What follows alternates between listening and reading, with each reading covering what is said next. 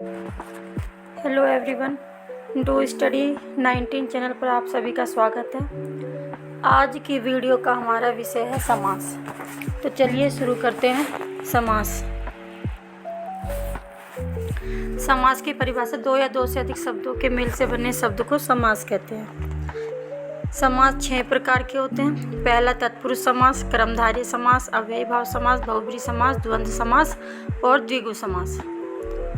तत्पुरुष समास की परिभाषा है जिस समास में पूर्व पद गौण तथा उत्तर पद प्रधान होता है तत्पुरुष समास कहलाता है। इसमें कारक होते हैं जैसे कि मतदाता, मत को देने वाला मतदाता। और भी कई उदाहरण हैं जैसे रसोई घर, रसोई के लिए घर, गुणहीन, गुणों से हीन, सत्याग्रह, सत्य के लिए आग्रह।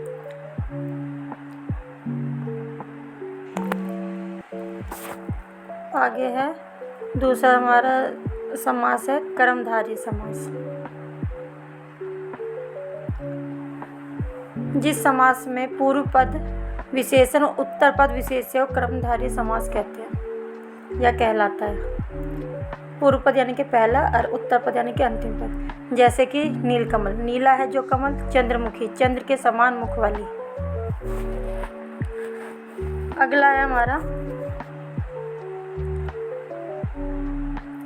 अव्ययीभाव समास।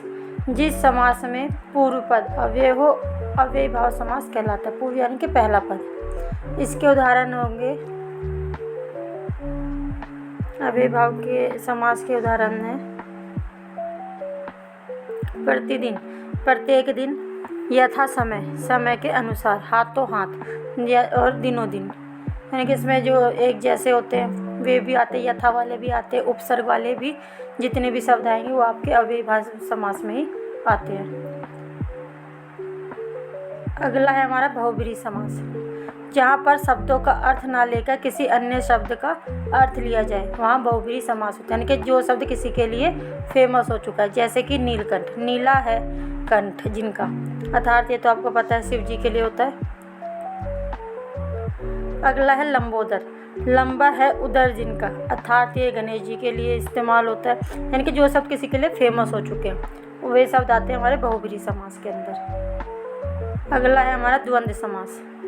द्वंद्व समास की जो परिभाषा है, जहाँ पर दो शब्दों के बीच और शब्द का लोप हो जाता है वहाँ द्वंद्व समास होता है। यानी कि इसमें क्या होगा, जैसे कि इसमें माता पिता लिखा है, अगर हम इसको समास विग्रह करेंगे तो माता और पिता के बीच में जो शब्द आ रहा है वो क्या आ रहा है, लिखा है हमारा और, तो इसमें हमारा और शब्द हट जाता है, उसकी जगह पे योजक चिन्ह का इस्तेमाल किया जाता है।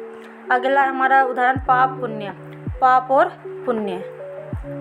अगला हमारा समास है द्विगु समास। द्विगु समास में जिसका पहला पद संख्यावाचक होता है द्विगु समास कहलाता है। इसमें द्वि से पता चल रहा है कि गिनती दो, तो यानी कि इसमें हम देखेंगे जिसमें भी उदाहरण में जिसमें भी आएगा हमारा गिनती वाला शब्द वो सब द्विगु समास का उदाहरण होता है। जैसे कि त्रिभुवन, तीनों भवनों का समूह, नवरत्न, नौ रत्नों का।